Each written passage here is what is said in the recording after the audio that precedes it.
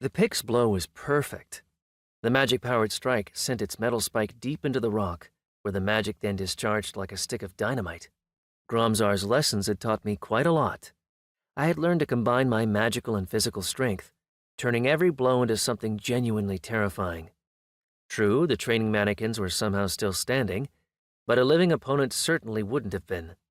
Such a strike from my pick, hitting any of the opponents I had sparred with over the preceding 2 weeks, would have turned their guts into a mashed-up, ugly pile of ground meat.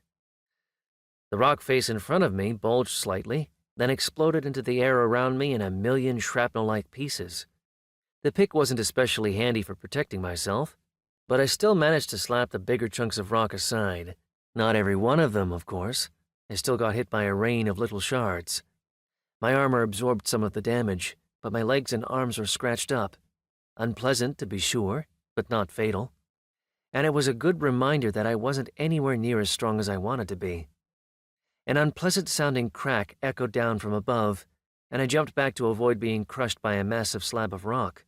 The other students, who had been sent out for punishment, tended to take the path of least resistance. They made no effort to cut back the cliff all along its width. They just started hacking away wherever it was most convenient for them. Considering that the area around the Ardal Academy of Magic didn't get refreshed with every release, this had caused a huge cave to form over the numberless years since the game initially began. It was destined to collapse sooner or later, but apparently everybody had just kept hoping that it wouldn't happen during their particular period of punishment.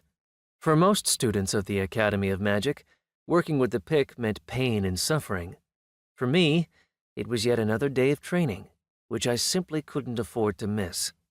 So I just smiled as the huge slab of stone fell to the ground, destroying the cave the students had hacked out over the years and completely covering the area they had so laboriously cleared. The resulting shards of rock were so enormous that, even 2 weeks before, I wouldn't have known how to approach the task of clearing them. But that was the old version of me. After 2 weeks of training, he and I were completely different people.